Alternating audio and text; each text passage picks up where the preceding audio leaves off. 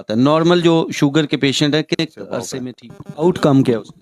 Outcome इतनी ज़बरदस्त है कि जो बच्चा बोल नहीं सकता वो बोलना शुरू कर देता है, जो सुन नहीं सकता वो सुनना शुरू कर देता है, जो देख नहीं सकता वो अल्लाह का शुक्र है देखना शुरू कर देता है। जो एक तो ये कि कुछ लोगों को ये है कि होमियो जो है वो ज़रा देर पा तरीका इलाज है, क्या ये दुरुस्त है? होम्योपैथिक मेडिसन इतनी देर में काम करती है कि जितनी देर में आप कोई चीज़ किसी चीज़ का टेस्ट मालूम करते हैं कि ये मैं नमक खा रहा हूँ ज़ुबान पे रख दिया है, और ये मैं चीनी खा रहा हूँ कि ये मीठी। नहीं जी, होम्योपैथिक का तो कोई इलाज सही नहीं है। ये मैंने कहा मैं ठीक हूँ ना। शुगर मेरी जो है ना बहुत ज्यादा हाई रहती थी। जब से इनकी दवाई शुरू की है मैंने में मुझे बहुत नॉर्मल हुई है। ब्लड प्रेशर मेरा जो है ना वो 200 से चला जाता था ऊपर। अब जब से मैं इनकी दवाई शुरू की है तो मेरा ब्लड प्रेशर जो है ना बिल्कुल नॉर्मल है। उसके बाद मुझे कभी भी ये मैं कर रहा हूँ, ये मैं अल्लाह की अस्सलाम रज़ा वालेकुम के लिए। नाज़रीन, मैं हूँ शेर मोहम्मद अवान। आज का प्रोग्राम खुसूसी अहमियत का हामिल है। इसमें हम सेहत के हवाले से करेंगे। ये हमारी डोमेन नहीं है, लेकिन हमने देखा कि इस क्लिनिक के ऊपर फ्री कैंप्स भी लग रहे हैं और लोगों को मखसूस बीमारियां जिनमें लोग मायूस हो चुके होते हैं कि वहाँ उनको इलाज करवाते रहते हैं लेकिन अफाका नहीं होता। तो हमारी नज़र में कुछ जिनसे हमें पता चला कि यहाँ उनकी बीमारी जो है मुस्तकिल तौर पे ख़त्म हो रही है। तो आज हम इस क्लिनिक पे आए हैं, रहमत क्लिनिक, चक्री रोड, रावलपिंडी। ये बनी स्टॉप और लियाकत कॉलोनी के दरमियान वाक़ है। तो आपकी बात करवाते हैं डॉक्टर साहब से। डॉक्टर साहब, बहुत शुक्रिया वक्त देने का। ये बताइएगा कि ये जो पहले शुगर के हवाले से हमने सुना है कि यहाँ लोग रूबसेत हो रहे हैं, तो ये कैंप आप लगाते हैं, फ्री है या इसका पूरा बायोडाटा हमें बताएं कैंप का। बिस्मिल्लाहिर्रहमानिर्रहीम। पहले तो मैं आपका शुक्रिया अदा करता हूँ, आप आए हैं और इस प्रोग्राम का आपने जो आगाज़ किया हुआ है बड़ा ज़बरदस्त है। तो अल्लाह का शुक्र है, हमारे पास काफ़ी मरीज़ ठीक हो रहे हैं, काफ़ी ज़्यादा। ये मरीज़ पहले मेरे ओपीडी में थे, नॉर्मल ओपीडी में। जब मुझे पता चला कि ये काफ़ी रेशियो से हमारे मरीज़ ठीक हो रहे हैं और 70% से अबव यंग जनरेशन में शुगर फैल रही है, तो फिर इसको मैंने ये प्रोसेस कर लिया कि मैं इसको फ्री में कर दूँ। क्योंकि कमाई तो लोग कर लेते हैं, लेकिन कुछ आखिरत के लिए भी कमाना चाहिए, कुछ अवेयरनेस के लिए भी होना चाहिए। होम्योपैथिक एक ऐसा इलाज है जो शुगर को बिल्कुल अपने नॉर्मल पोजीशन में लेके आती है। सबसे पहले तो हम अलग करते हैं कि शुगर के टाइप्स कितने हैं। इसमें 4 टाइप्स होते हैं, टाइप 1 है, टाइप 2 है, टाइप 3 है, टाइप 4 है। टाइप 1 में ये होता है कि ये ऑटोइम्यून डिजीज़ है। इसमें आपका स्ट्रेस होता है, स्ट्रेस की वजह से शुगर हो जाती है, और जब इसमें ये शुगर होती है तो इसके सिम्टम्स, इलामात जो है बहुत जल्दी आते हैं। हम तो सबसे पहले इसको डिवाइड करते हैं, अलग करते हैं कि ये टाइप 1 है या टाइप 2 है। तो उसमें आपका बैक्टीरिया होता है, 4 चीज़ें होती है, फंगस होता है, पैरासाइट होता है और वायरस होता है। इन 4 चीज़ों की वजह से आपके अंदर बीमारी कोई ना कोई मौजूद होती है, जो आपके लबलबे को, पेंक्रियास को ख़त्म कर देता है, और वो फिर जब इंसुलिन नहीं बनाता। टाइप 1 में ये होता है ना कि आपकी इंसुलिन नहीं बनती, स्ट्रेस की वजह से आपकी इंसुलिन बनना ही रुक जाता है। तो जिसकी वजह से फिर आपका जो ग्लाइसीमिया है वो बढ़ता जाता है, बढ़ता जाता है। तो जिसकी वजह से आपकी शुगर जो है ना वो बढ़ती जाती है। और जब टाइप 1 होता है तो ये फ़ौरन, यानी इसके इलामात जो है विदिन 2-3 हफ्तों में आने शुरू हो जाते हैं। बल्कि मैं ये कहूँगा कि इलामात पहले आते हैं तो शुगर का टेस्ट बाद में होता है। कि इलामात आते हैं तो डॉक्टर को इंडिकेट होता है कि शुगर है, ये टाइप 1 है। तो जाके वो उसका टेस्ट कराते हैं तो वो शुगर निकल आती है। तो फिर इसके पीछे, टाइप 1 के पीछे फिर ये सिर्फ ये 4 चीज़ें हैं, और इसके अलावा जेनेटिक कॉज भी होता है कि बॉडी में ख़ानदानी कोई बीमारी होती है, मरूसी होती है, तो उसकी वजह से भी ये शुगर हो जाती है। फिर हमने उसको डायग्नोस करने होता है कि इसके पीछे कॉज क्या है। और हमें क्या हुआ है, हमें ज़्यादातर शुगर जो मिली है औरतों में ज़्यादा मिली है, और 90% औरतों की जो शुगर है वो स्ट्रेस से हुआ है।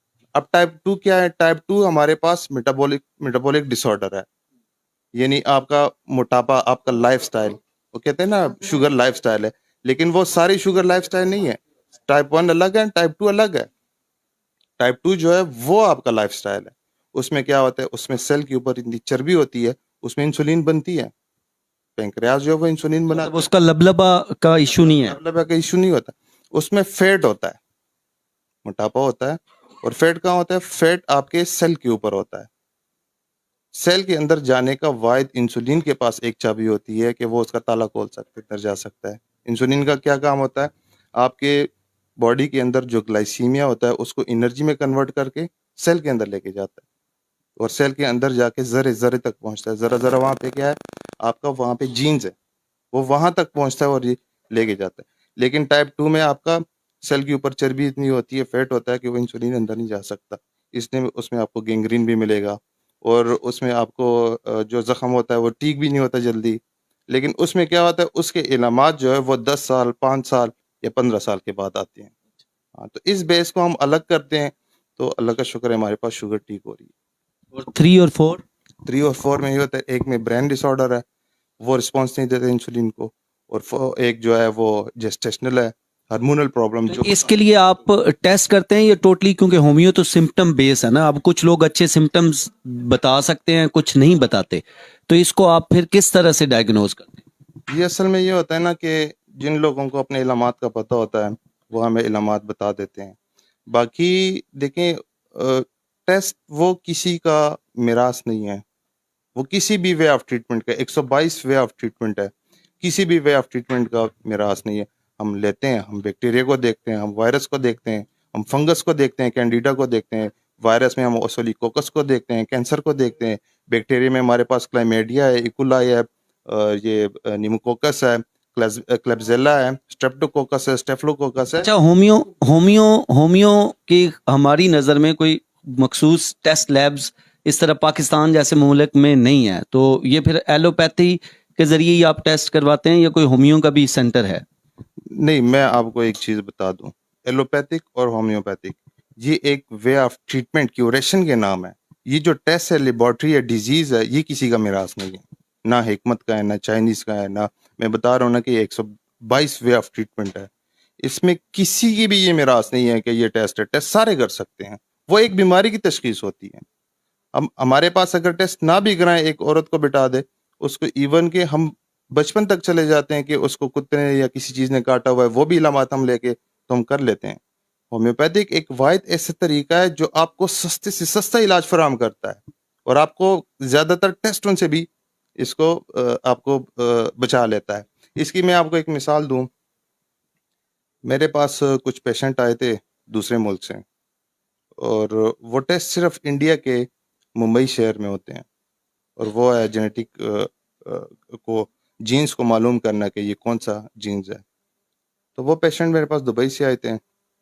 जब उसकी मैंने हिस्ट्री ली है, उसकी बच्ची गिरी थी सीढ़ियों से तो नीचे आई थी तो सारे कह रहे थे कि ये चोट लगने से है। तो मैंने उनको कहा कि नहीं, ये चोट लगने की वजह से नहीं, ये रिसेसिव डोमिनेंट जीन्स का असर है, इसको ये उसकी वजह से इस पे ये असर हुआ है। और रिसेसिव जीन्स का ये होता है कि उसमें 2 किस्म के होता है, एक म्यूटेशन होता है और एक डोमिनेंट होता है। रिसेसिव में ये होता है कि वो जैसे ही बच्चा पैदा होता है उसमें एक जीन्स मिस होता है, जिस तरह तलसीमिया में होता है, या जिस तरह पैदा होते साथ ही बच्चा मजूर होता है। एक होता है कि जो वक्त के साथ साथ यानी डीएनए से बनने तक और एंड तक, यानी जब बुढ़ापे में बंदे की जब डेथ होती है, मौत होती है, डिकम्पोज होती है बॉडी, वहां तक 10 स्टेजेस है इंसान की, तो वो किसी न किसी स्टेज पे उसको जाके इफेक्ट करता है। जब मैंने उसको ये बात की है और उसके बाद मैंने फाइल खोली है कि इसको रिसेसिव जीन्स का इशू है, जब फाइल खोली है तो वाकई वो मुंबई से वो टेस्ट करके लाया हुआ था। वो कहता है ये तो वाकई मैं तो अबाउट लगभग वो 4-5 करोड़ रुपए बता रहा था कि मैं इस पे खर्च कर चुका हूँ, और मजीद में और खर्च करना चाहता हूँ, लेकिन मुझे कोई तरीका बता दे। लेकिन यही हमने उनसे, जो मेरी फीस है वही मैंने उनसे लिए, वो जो 300 हम वीकली चार्ज करते अच्छा, ये शुगर का बहुत ज्यादा आजकल लोगों को इशू है, तो शुगर का पेशेंट एवरेज कितने माह में आप समझते हैं कि ठीक हो जाता है? कोई स्पेशल केस है वो तो एक अलग बात है, नॉर्मल जो शुगर के पेशेंट है कितने अरसे में ठीक हो जाता है? देखिए, मैं इसकी एक आपको एविडेंस देता हूँ कि मेरे पास एक डॉक्टर आया, डेंटिस्ट है, उसको डायबिटीज हो गई है टाइप 1 स्ट्रेस की वजह से। तो वो गया, उसने टेस्ट वगैरह सारे कराए हैं, हर चीज़ उसका HbA1c जो कराते हैं 3 मंथ्स के शुगर वो चेक करते हैं, तो स्ट्रेस की वजह से उसकी शुगर जो अच्छी खासी ज़्यादा हो गई थी। लेकिन उसने कोई और मेडिसिन नहीं ली, और उसको मैंने मना कर दिया कि स्टार्ट में आप आएँ तो स्टार्ट की आपकी डायबिटीज़ ठीक हो सकती है। तो मुझसे पूछते कि ऐसे कैसे हो सकता है? तो फिर उसको मैंने कहा कि ये स्ट्रेस की वजह से, जब आप स्ट्रेस लेते हैं तो सेरोटोनिन जो है ना वो जलना शुरू हो जाता है, और वो पिट्यूटरी ग्लैंड को जब ऑर्डर देता है तो उसकी वजह से आपका पेंक्रियाज जो है ना उस पर भी ओवरलोड होता है और बिला वजह के सारे ग्लैंड्स काम करना शुरू कर देते हैं। देखिए इंसान की दो चीज़ें हैं, एक एंडोक्राइन सिस्टम है और एक मस्कुलर सिस्टम है। इस बेस पे पूरी पूरी ज़िंदगी हमारी चलती है। जब एंडोक्राइन सिस्टम हमारा वीक हो जाता है तो हमारा मस्कुलर सिस्टम भी जो है ना वो भी वीक हो जाता है और उसी की वजह से ये बीमारियां आ जाती है।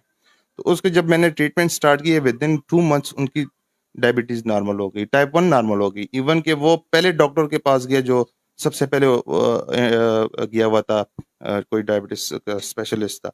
तो वो कहते कि हमारे बुक्स में ये लिखा ही नहीं हुआ है कि टाइप 1 नॉर्मल हो सकती है, आपकी कैसे हो गई है? अच्छा, यहाँ पे और शुगर के अलावा ये तो आप फ्री कैंप लगाते हैं और मेडिसिन भी फ्री देते हैं इनमें। इसके अलावा कौन सी बीमारियां जिनका बहुत बेहतरीन किस्म का इलाज आप कर रहे हैं और जल्द लोग रूह बसेत होते हैं? ये हमारे पास मज़दूर बच्चों का अल्लाह का शुक्र है, बड़ा अच्छा रिस्पांस हमें मिल रहा है। और हमारी जो सोसाइटी है पाकिस्तान होम्योपैथिक रिसर्च सोसाइटी, उनके पास लगभग कोई मेरे ख्याल से 25-30 हज़ार बच्चा रजिस्टर्ड है। और जो मेरे पास रजिस्टर्ड इंडिविजुअली जो मेरे पास है वो तकरीबन 3,500 से अबाव है। आउटकम क्या है उसका? आउटकम इतनी ज़बरदस्त है कि जो बच्चा बोल नहीं सकता वो बोलना शुरू कर देता है, जो सुन नहीं सकता वो सुनना शुरू कर देता है, जो देख नहीं सकता वो अल्लाह का शुक्र है देखना शुरू कर देता है। जो मैंने पेशेंट चेक किए थे जो मजदूर बच्चों के स्कूलों में पढ़ते थे, अल्लाह का शुक्र है नॉर्मल स्कूलों में आ गए। जो 10-12 साल पहले मैंने चेक किए थे वो नॉर्मल स्कूलों में जा रहे हैं। लेकिन उसके पीछे भी कॉज होती है। उसके पीछे क्या कॉज होती है? उसके पीछे ये कॉज होती है कि जब देखिए 4 किस्म के बच्चे पैदा होते हैं। एक नॉर्मल बच्चा पैदा होता है, एक कैरियर होता है और एक रिसेसिव डोमिनेंट होता है और एक रिसेसिव म्यूटेशन होता है।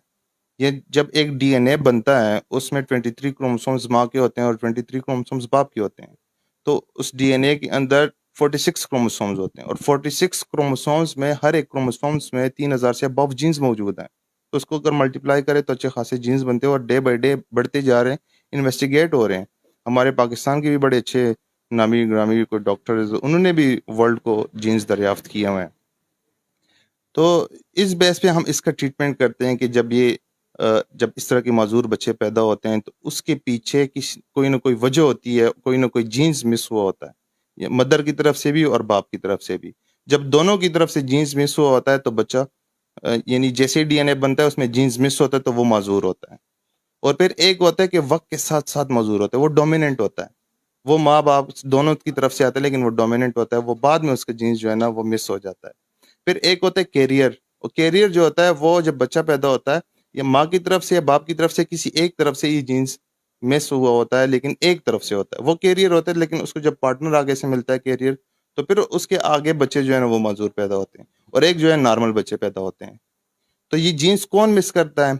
यही बैक्टीरिया मिस करता है, वायरस मिस करता है, फंगस मिस करता है और यही आपका पैरासाइट मिस करता है इसको। या कोई ट्रॉमा हो आपका या कोई मेंटल कंडीशन आ जाती है वो इसको कर देता है, या फिर आपकी मेडिकल कंडीशन जब आ जाती है तो वो अच्छा, भी। एक तो ये कि कुछ लोगों को ये है कि होमियो जो है वो ज़रा देर पा तरीका इलाज है, क्या ये दुरुस्त है? होम्योपैथिक मेडिसिन इतनी देर में काम करती है कि जितनी देर में आप कोई चीज़ किसी चीज़ का टेस्ट मालूम करते हैं कि ये मैं नमक खा रहा हूँ ज़ुबान पे रख दिया और ये मैं चीनी खा रहा हूँ कि ये मीठी है, इतनी देर में होम्योपैथिक मेडिसिन काम करती है। और ये एविडेंस हमारे पास मौजूद है। एविडेंस इस तरह है कि हमारे पास 20-20, 25-25 दिन से लोग आ जाते हैं इमरजेंसी में कि ये दर्द नहीं ठीक हो रहा। फिर दिन मेरे पास 2 सेकंड में भी बंदा ठीक हुआ है, 2 सेकंड में। अच्छा, इसमें एक ये भी लोगों का कहना है कि जो आप मेडिसिन देते हैं टैबलेट्स के ऊपर वो दवाई डाल के वो जो गोलियां मीठी मीठी, तो वो उनको खाने की जो तरतीब है तो सुबह खाएं फिर 10 बजे खाएं फिर 2 बजे या इस तरह से, तो बड़ा कॉम्प्लिकेटेड सा लगता है। उसके ऊपर कोई काम कर रहे हैं आपके? वो एक टाइम या 2 टाइम मेडिसिन लेनी पड़े, लोग भूल जाते हैं ये, जब वो यूज टू हो गए हैं फिर तो उन्हें इशू नहीं रहता, लेकिन शुरू में ही जब वो भूल जाते हैं फिर वो छोड़ देते हैं, फिर वो कहते हैं कि ये तरीका इलाज ही ठीक नहीं। जी, असल में ये होता है ना कि हमारी कोशिश होती है, हालांकि होम्योपैथिक का कोई साइड इफ़ेक्ट नहीं होता, लेकिन होम्योपैथिक मेडिसिन तब लेनी चाहिए जब आपको कोई डॉक्टर प्रिस्क्राइब करे, क्योंकि इसमें काफ़ी चीज़ें होती है कि होम्योपैथिक मेडिसिन की आपस में एक दूसरी मेडिसिन के साथ लगती नहीं है, जो आपको नहीं इस्तेमाल करनी चाहिए। क्योंकि होम्योपैथिक से फ़ायदा विद इन सेकेंड्स मैंने आपको बता दिया कि मिलता है। लेकिन जो चीज़ आप पूछ रहे हैं, हमारी कोशिश होती है कि कम से कम मेडिसिन दी जाए तो अच्छा होता है। वो थोड़ी सी ये होता है ना कि हम वो नंबर वाइज क्यों देते हैं, वो बॉडी के अंदर ऑब्स्ट्रक्शंस होती हैं, उस ऑब्स्ट्रक्शंस को दूर करने के लिए हम स्टार्ट में 2-3 डोजेज अलग से देते हैं, फिर एक हम मेडिसिन जो हमारी होती है सिंगल रेमेडी, उसी बेस पे हम उस मर्ज को ठीक कर रहे होते हैं। अच्छा, ये 30, 40, 50, 60 इतने लोग आपके ये फ्री कैंप में आ रहे हैं, तो इनको जो मेडिसिन आप पूरे मंथ की देते हैं फ्री में, तो ये खर्च कहाँ से पूरा करते हैं? ये खर्च अल्लाह पूरा करता है, ये खर्च अल्लाह पूरा कर देता है, क्योंकि आप कोई भी काम अल्लाह की रज़ा के लिए कर दें, अल्लाह की मदद उसमें शामिल ज़रूर है। कभी ज़हन में आया कि कोई इसके लिए डोनेशन हम ढूंढें, या बस अपने तौर पे ही अपने लिए हम कर रहे हैं? डोनेशन मेरे पास लोग ब्लैंक चेक छोड़ के गए हुए हैं, इवन कि मुझे काफ़ी जगहों के ऑफर्स आए हुए हैं, मुझे कह रहे कि आप हमारे अमेरिका में आ जाएं, साउथ अफ्रीका आ जाएं, तो हम आपके वहाँ पे सारा खर्च हम करते हैं, लेकिन आप आ जाएं तो कर लेते हैं, हम फिनेंशियली हम आपको सपोर्ट करते हैं। यहाँ पे भी मेरे पास छोड़ के चले जाते हैं, लेकिन मैं नहीं लेता किसी से, क्योंकि ये जो मैं कर रहा हूँ ये मैं किसी के ऊपर एहसान नहीं कर रहा हूँ, ये मैं कर रहा हूँ ये मैं अल्लाह की रज़ा के लिए कर रहा हूँ, ये मैं कर रहा हूँ ये मैं अल्लाह की रज़ा के लिए कर रहा हूँ, ये मेरा वास्ता अल्लाह के साथ है, ये मेरा काम अल्लाह के साथ है, ये मैं किसी का भी इसमें मैं शामिल नहीं करना चाहता। बहुत शुक्रिया डॉक्टर साहब। अच्छा जी, आप डॉक्टर साहब के पास इलाज के लिए आ रही हैं, तो आपके बच्चे का नज़र का इशू था, वो क्या था? वो बचपन में गिरा था और उसे बिल्कुल इधर चोट लगी थी, लेकिन हमें डॉक्टरों ने यही कहा था, खासकर वो टेक्सला वालों ने, कि इसकी 1 साल नज़र रहेगी फिर ख़त्म हो जाएगी। ख़त्म तो नहीं हुई, रुक गई, लेकिन जब से इन डॉक्टर साहब के पास आ रही हूँ, उसका एक जाला सा आता है आंखों पे, तो वो अब तकरीबन ख़त्म हो गया है। अब 1 दिन होता है जाला और 1 दिन नहीं, वरना बहुत ज़्यादा होता है। जैसे अभी नज़र आता है उन्हें? हाँ जी, अब ठीक है माशाल्लाह, कुरान मजीद पढ़ता है, पहले तो अकेला बाहर नहीं निकल सकता था। अब तो उसको हेल्प पीछे से कोई करे ना कि अब इधर मोड़ो उधर मोड़ो, लेकिन चलाता है, इधर से जाता है, यानी कोई भी चीज़ लेनी हो बाहर से, सौदा वगैरह घर के लिए ले आता है। तो आप भी नज़र का इलाज करवाने आई हैं? नहीं, मेरा गुर्दों का मसला था, फिर उसके बाद मैंने टेस्ट वगैरह कराए थे तो बिल्कुल ख़त्म थे समझो।